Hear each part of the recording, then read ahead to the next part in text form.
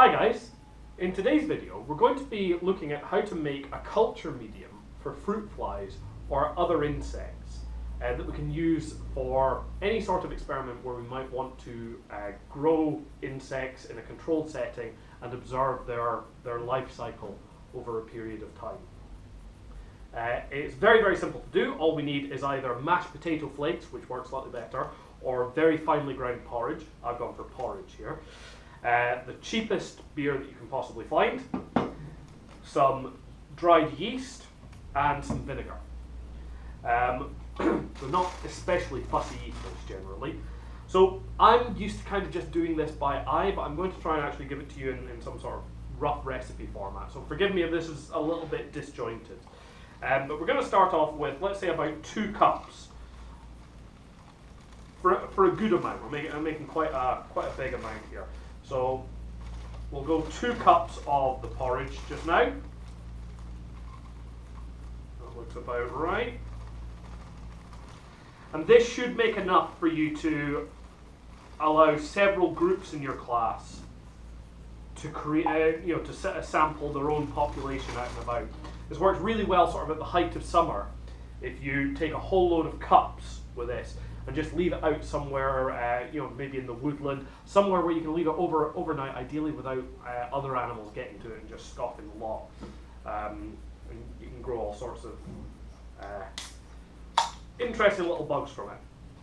Now, we'll start off just with a cup of the beer. I think we're going to need at least 2, maybe even more than that. So we've got 1 there. That's not going to be enough, so we'll try equal parts. So we've got, mix that in.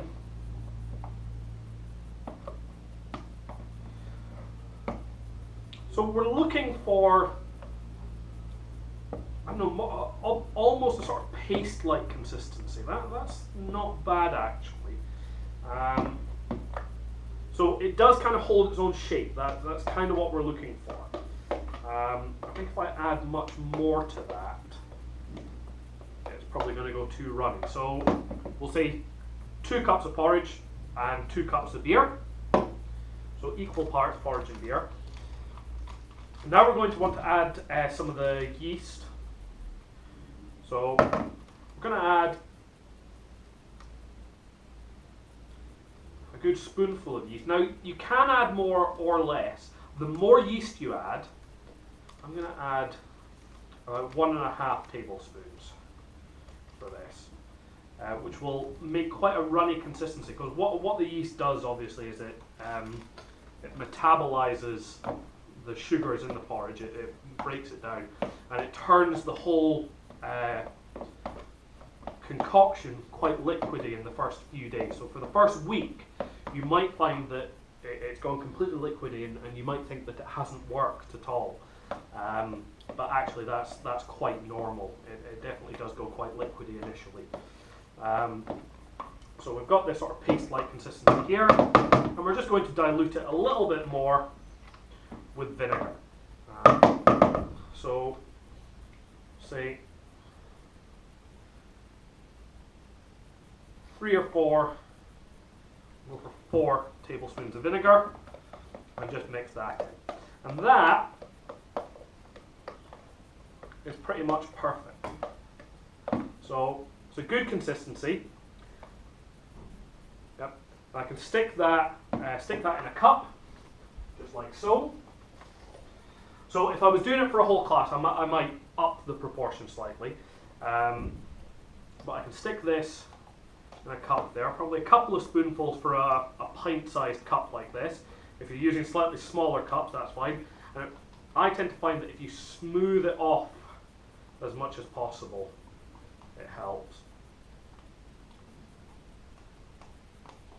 And if we just leave that out somewhere conspicuous where insects can get to it, you'll get different species laying eggs in that, and that's and over a number of weeks you should see things start to hatch out. Now, there's no guarantees that you'll get enough laying eggs in something this size in order to keep it turning over.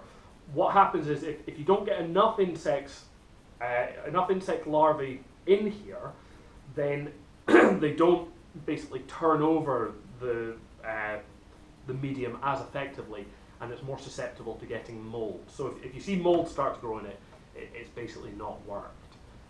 But if you put it out on a hot sunny day, you're more likely to get a lot of insects coming to it and laying eggs in it. Or if you're doing it for a classroom experiment, so for instance I use it for fruit flies when I'm doing genetics experiments, then fruit flies feed on this absolutely brilliantly. So you can just tip in a good number of fruit flies, and you're talking probably 4 weeks before you're actually getting the next generation hatching out. But that'll keep you going for a good number of weeks. Fruit flies just going through 1 or 2 generations on an amount that size. Works very effectively, good for genetics, good for exploring biodiversity in an environment, as long as you can keep larger animals away from stealing it if it's left out overnight. Cheers!